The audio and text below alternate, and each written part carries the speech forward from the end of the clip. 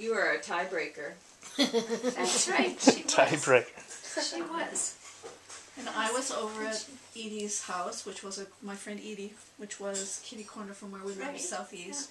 Yeah. And this is my memory. Dad would call me up and say, "You have to come home because your mother's going to the hospital." And then you would call me up and say, "No, you don't have to yet." And it went on like that for a while. And then finally it was time for me to come home to babysit everybody else while Mom went to the hospital to have our baby sister born. Like, what? I gotta come home? What? And Ellen and I, who came in? Dad? Chris came in and said, and we were sleeping on the cot, your head on one end and mine on the other. Right. Because we were too poor to have enough beds for everybody to sleep in. I don't know. We were sharing a room, it was so you could have your own room. Yeah. This is only right. No, it was in Nancy's old room. It was in that back bedroom when yeah, we used to open up this little square window and we would sing songs about the stars. Yeah. To get each other to sleep. And to it had those sleep. creepy clown pictures up. That was in the big bedroom. I hated those clown pictures. They Britta scared loved me. them. Britta loved them. Britta loved We used to turn them over. You sure?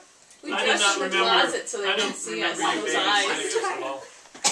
I heard her laughing. So Chris came in and said, "Jane, you got your wish. You got your wish," and Ellen, like, it was a girl. It's a girl. Because we wanted to break the tie so we could rule the house.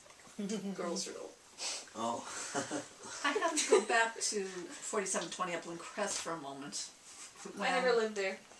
When I think it must have been just me, Jeff, and Yep. So Jane, yeah, I think Jane came before too, but then we moved. okay, so Jane was probably there then. Yeah. And you guys had to go to some regular meetings about land or something. So you had to go out, and I was getting a little bit old enough that under controlled circumstances I could babysit. So you went off to a meeting once, and this is my memory, so you can tell me if it's true or not. Maybe it wasn't during Oh my babysitting goodness, time. you were 9 or 10. Maybe no, this was a different time. Okay.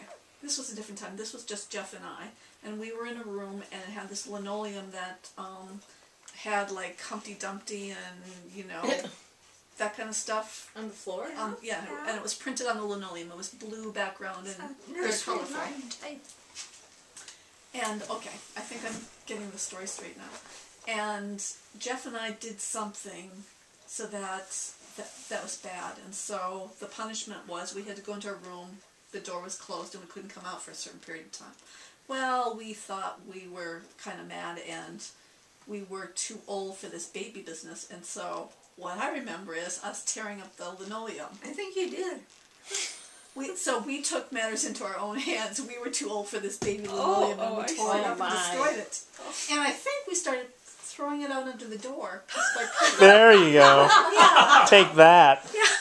That's must be where Jeff and I got the idea to take off all the everything in that one room, the TV room where Dad said, we said, "Can we take off, you know, stuff on the wall?" He said, "Yeah."